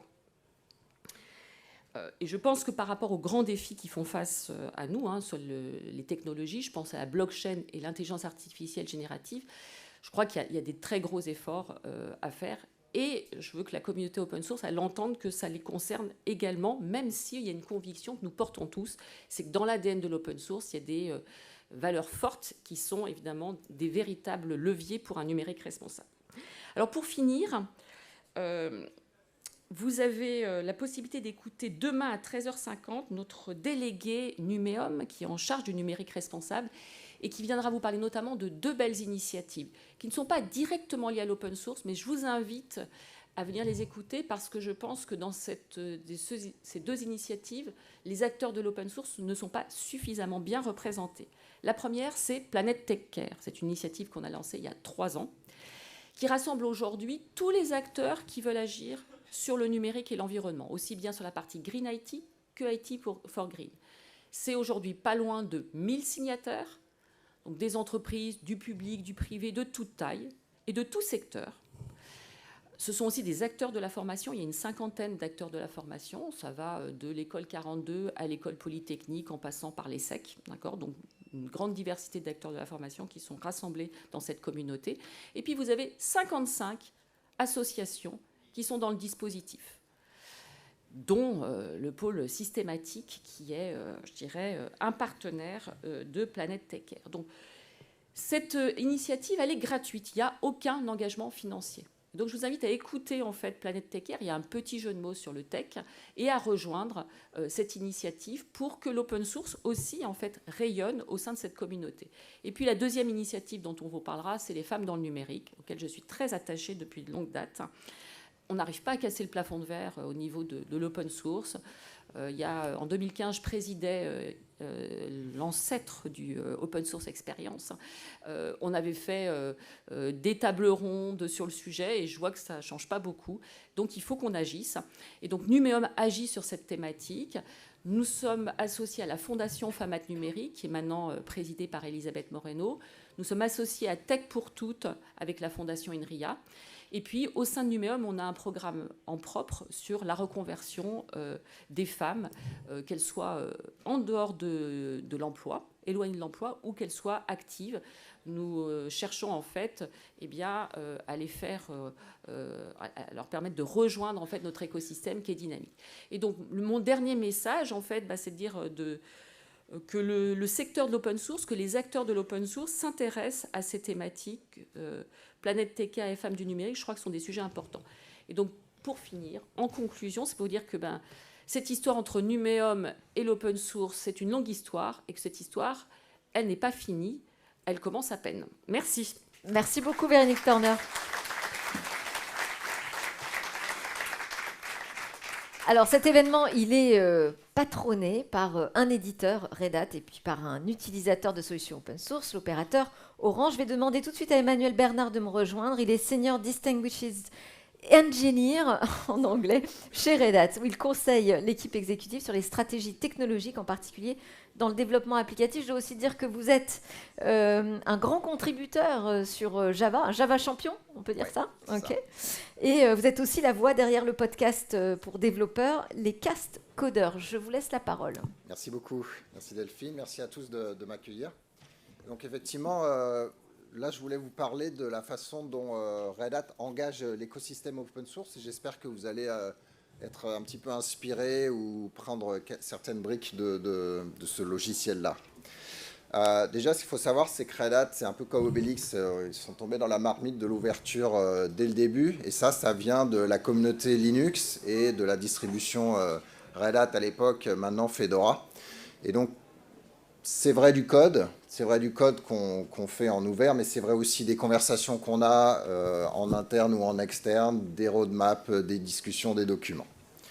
Et le deuxième, c'est qu'est-ce que veut faire Red Hat ? Ce que veut faire Red Hat, c'est 3 choses. C'est donner de la confiance à ses clients, à ses partenaires sur toutes ces briques technologiques innovantes et leur donner la confiance peut-être dans la stabilité, peut-être dans beaucoup d'autres dimensions. Le deuxième, c'est la consistance. Comment est-ce qu'on passe d'un CPU à un autre, d'un matériel à un autre, on passe d'un matériel à une VM, à un container, à du Edge. Cette consistance d'opérabilité, cette consistance de déploiement et de construction du logiciel, elle est importante. Et finalement, le troisième point, c'est la notion de plateforme. On n'est pas tant un éditeur qui fait des produits sur étagère, on fournit une plateforme sur laquelle les clients et les partenaires construisent des solutions complexes pour résoudre des problèmes métiers complexes. Voilà, donc une fois qu'on a ça, comment est-ce qu'on va voir comment est-ce que ça influence finalement l'interaction avec l'écosystème open source. Donc déjà, Red Hat, c'est le 3e contributeur au monde au niveau contribution open source. Et si on fait parmi ces grands-là, si on fait un équilibre entre le nombre de contributions par nombre d'employés, je pense qu'on est largement au-dessus. Et plutôt que vous faire une liste à la Prévert d'axiomes qu'on pourrait avoir sur notre interaction avec l'écosystème open source, ce que je vais faire, c'est que je vais commencer par 2 exemples. Je vais utiliser la soutenabilité dans l'IT. Je sais que ça fait partie de cette conversation dans ces 2 prochains jours. Le premier, c'est le projet Kepler, qui permet de monitorer et de détecter la consommation énergétique des clusters Kubernetes, et non seulement les clusters, mais aussi ce qu'il y a dedans, quel pod spécifiquement, quel container, etc., etc. Et ça demande une interaction avec le matériel, une interaction avec le noyau du système d'exploitation, évidemment une interaction avec Kubernetes lui-même, et une interpolation entre tout ça. Et ce qui est intéressant, ce que je trouve intéressant dans Kepler, c'est que ça ne peut pas exister sans d'autres communautés. Ça s'appuie notamment sur une autre communauté une technologie qui s'appelle eBPF, qui vient de la communauté Linux, qui permet d'ajouter des capacités dans le noyau Linux, tout en restant dans le user space, c'est-à-dire en gardant une certaine sécurité, donc au niveau du monitoring notamment. Donc on a cette autre communauté qui permet d'activer une autre communauté. Ça c'est intéressant, le fait que les deux soient ouvertes permet cette interaction. La deuxième chose, c'est qu'on a besoin d'expertise matérielle, NVIDIA, Intel, etc. On a besoin d'experts Kubernetes, on a besoin d'experts du noyau, on a besoin d'experts en machine learning. Et la façon dont on a amené tous ces partenaires ensemble, c'est via une fondation qui s'appelle la CNCF. Ok, autre exemple, aucun rapport. C'est Quarkus, une stack de développement logiciel applicatif en Java, de clone native dernière génération. Donc ça, c'est le buzzword que je vous ai mis. Ce qui est intéressant, c'est qu'on se concentre énormément sur la réduction de la consommation mémoire et la réduction de la consommation CPU pour avoir le meilleur nombre de requêtes par seconde, par mégabit, par exemple, consommées. Et Quarkus, c'est intéressant parce que c'est différent de Kepler. C'est pas dans une fondation, ça a été démarré, c'est toujours l'idée par Red Hat. Par contre, ça s'appuie sur des standards. Donc, on en a parlé un petit peu dans la table ronde. Il y a beaucoup de résonance dans ce que je dis et ce que la table ronde a évoqué. Et ça s'appuie sur d'autres projets. Donc, toutes les améliorations qu'on fait au niveau de la consommation énergétique, elles diffusent en fait dans ces autres communautés par les patchs qu'on va aussi activer upstream. Donc, ouvert travaillant avec ouvert, en fait, c'est une perspective qui marche bien.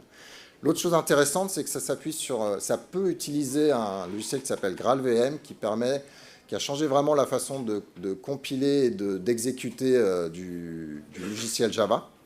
Et ça, c'est un projet qui vient de Oracle Lab, qu'ils avaient open sourcé au sens code, mais ils n'avaient pas vraiment trouvé la clé pour faire une communauté. Donc, on a beaucoup travaillé avec nos amis d'Oracle là-dessus, pour vraiment ouvrir cette communauté. Donc non seulement on contribue dessus en tant que Red Hat, mais on a ouvert cette communauté au niveau de des conversations, de la roadmap et des choses comme ça. Et le troisième point que je voulais dire, c'est que le produit Red Hat qui est vendu à nos clients qui s'appuie sur Quarkus, il est venu 2 ans, 3 ans après que Quarkus soit arrivé. Donc il y a une notion d'attente, de maturation qui est importante. Ok, ça c'est 2 exemples. On va essayer d'extraire un certain nombre d'axiomes. Alors ce n'est pas compréhensif, c'est vraiment des points que je trouvais intéressants pour vous faire réfléchir sur ces sujets-là. Le premier, c'est qu'il faut que la communauté elle soit viable, et pour ça, il faut qu'elle soit ouverte et équilibrée. Une communauté où il y a un seul contributeur qui empêche les autres de contribuer, il y a quelque chose qui ne va pas.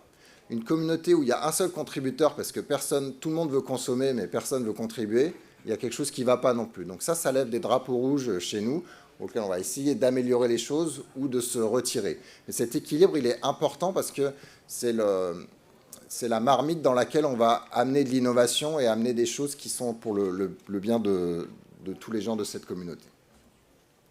Donc une communauté, ça vient parce qu'il y a un besoin, il y a une idée qui veut être exécutée. Alors parfois, elle vient de chez Red Hat, et évidemment, le plus souvent, elle vient en dehors de Red Hat. Chez nous, on a un groupe qui évalue ces communautés, la façon dont ces nouvelles idées qui arrivent, ça s'appelle Emerging Technology, et ils vont aller regarder un peu ce qui se passe, mais plutôt que rester en secret derrière le rideau à regarder comment les choses se passent, non, on va engager la communauté, on va mettre les mains dans le cambouis, on va contribuer, on va intégrer avec d'autres choses, on va faire des blogs pour vraiment non seulement comprendre la technologie, mais ressentir la communauté, comment elle travaille, comment elle interagit. Et puis, soit cette idée, elle n'est pas alignée avec les besoins de Red Hat, et c'est pas grave, on passe à autre chose, soit elle est alignée, et là, il va falloir trouver comment est-ce que cette communauté est viable dans le temps, puisque Red Hat est là pour fournir des logiciels dans le temps à ses clients.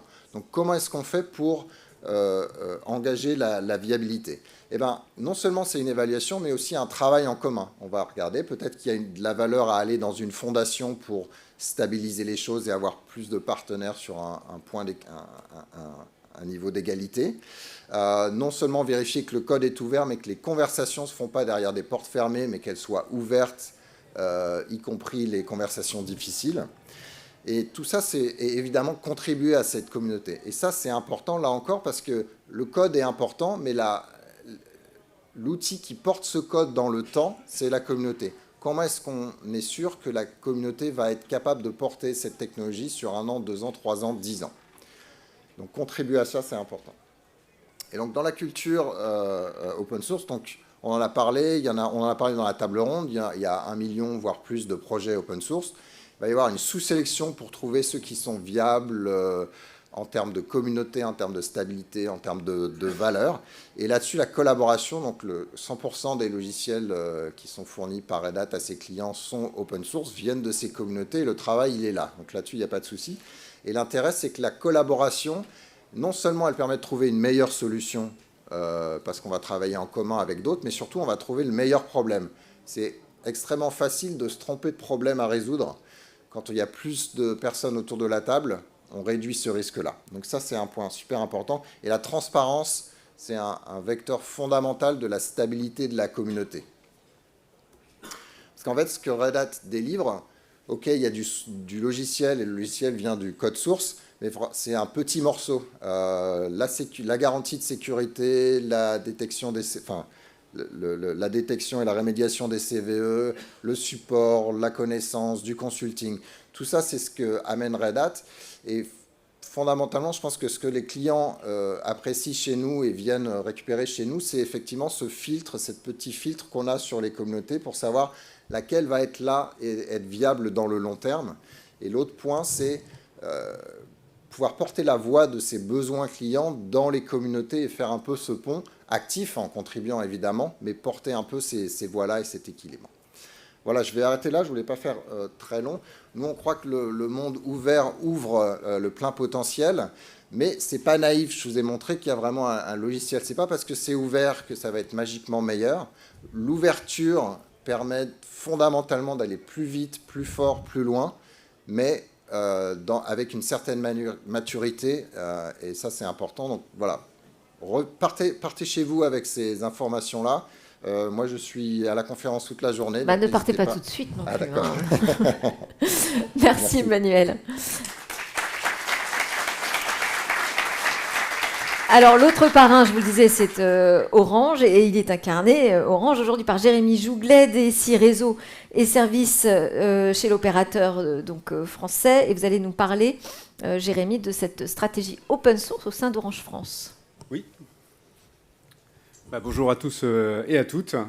J'ai l'honneur là de représenter Orange à ce beau salon Open Source Experience où nous avons été primés l'année dernière. Et donc c'était un juste retour des choses de patronner cette année.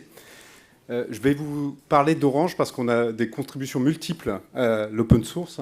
Mais la grosse contribution aujourd'hui, moi en tant que DSI réseau et services et ancien directeur technique d'Orange France en termes d'IT, eh bien, on est utilisateur et contributeur à l'open source assez massivement. Alors, mon propos d'introduction, c'est qu'il y a eu on a eu une prise de parole de notre directeur de l'innovation au mois dernier, là, fin novembre, qui s'est exprimé sur l'open source. C'était l'une des premières prises de parole qui était assez radicale. C'est qu'aujourd'hui, la propriété intellectuelle, elle est de plus en plus ouverte. Enfin, ça a été tout le sujet des conférences et des interventions de ce matin. Et en particulier, on le voit dans l'IA et le cloud.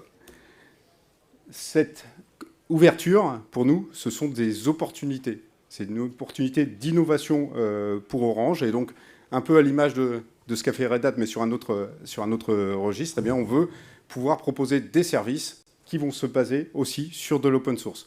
Et là, je fais un petit clin d'œil à notre stand que vous pourrez découvrir, où on démontre toute notre valeur qu'on peut avoir de traiter la donnée, de capter la donnée dans le monde IoT jusqu'au traitement final pour nos clients. Et notre chef de l'innovation nous dit on a basculé dans une nouvelle ère. Alors moi, je suis plutôt Orange France, DSI, et donc plutôt les mains dans le cambouis de l'open source.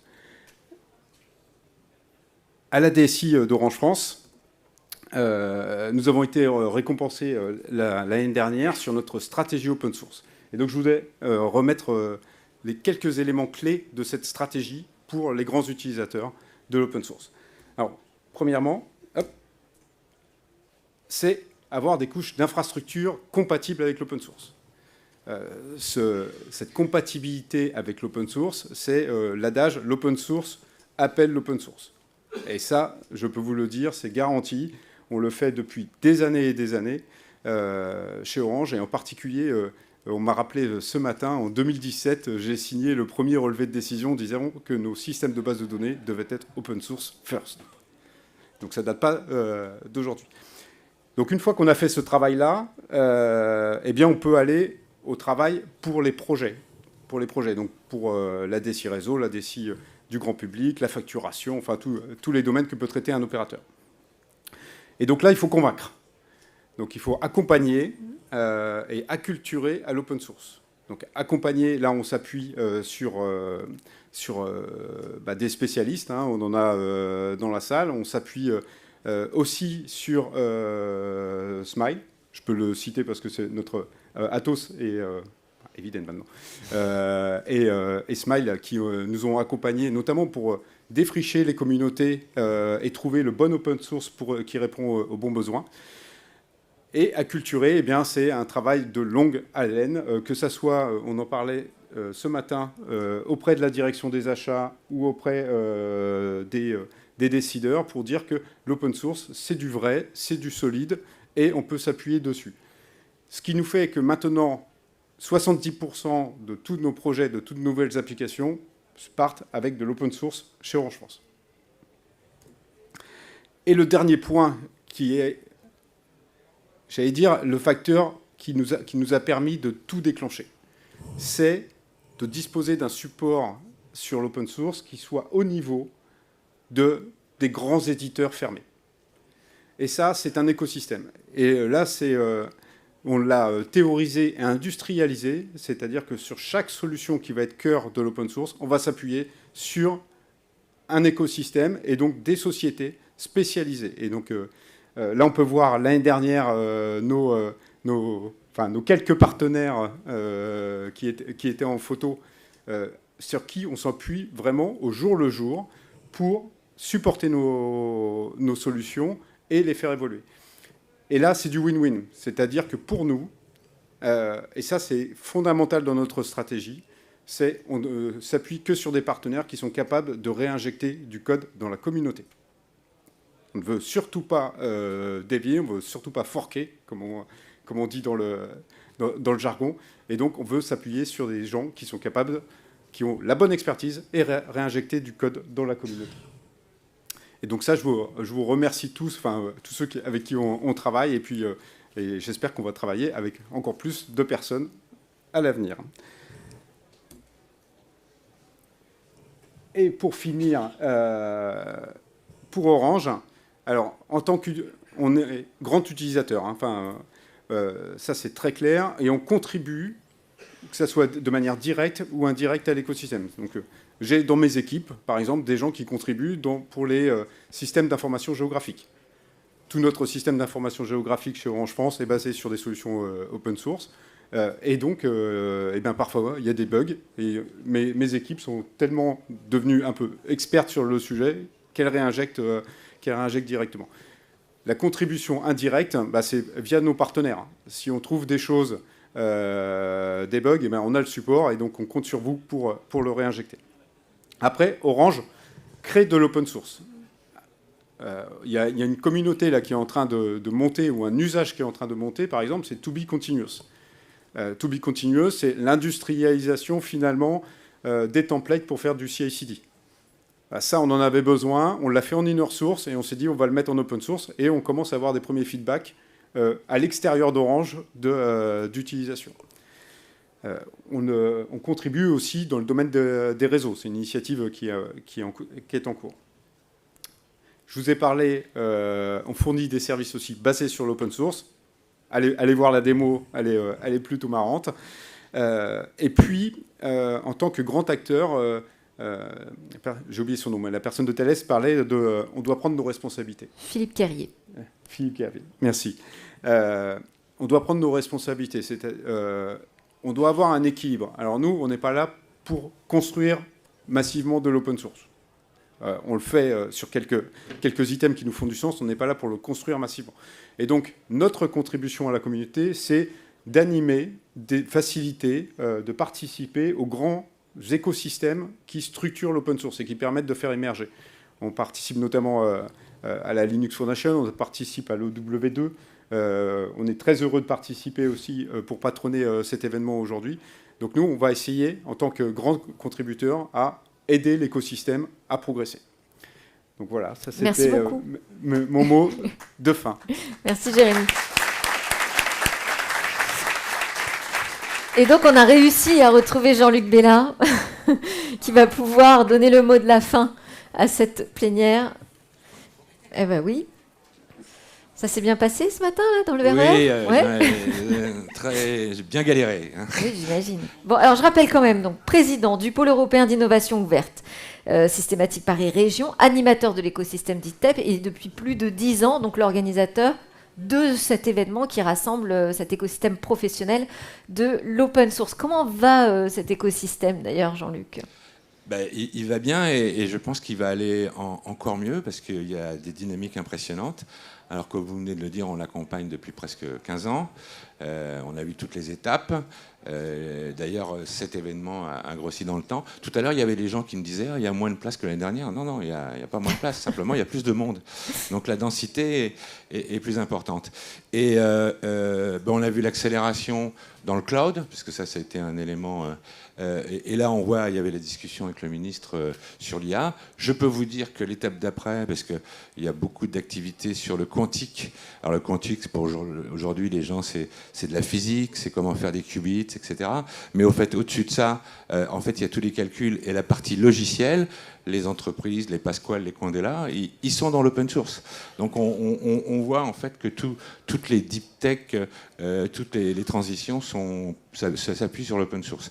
Et dans la discussion sur l'intelligence artificielle, Je pense qu'il y a une partie qui va être approfondie, qui va être très importante. Comme on a beaucoup d'inconnus autour de l'IA, qu'on parle de réguler, etc., il y a aussi dans la culture de la communauté open source une démarche sur l'éthique, sur le partage, qui est encore beaucoup plus puissante, je trouve, qu'une régulation administrative. Et c'est ça qui va aussi donner cette dynamique. Donc voilà, beaucoup de choses et un potentiel de développement très important.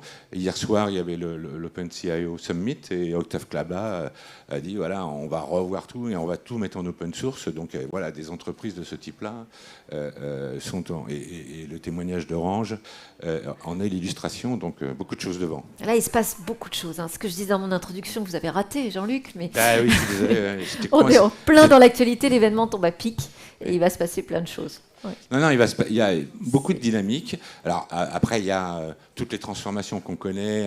Il y a des bonnes questions qui sont posées. Et je pense que l'intervention de Véronique tout à l'heure est importante sur la frugalité des systèmes, parce que dans l'IA, ça consomme beaucoup. Il y a quand même des gens qui mettent des algorithmes qui consomment plus que le sujet à résoudre.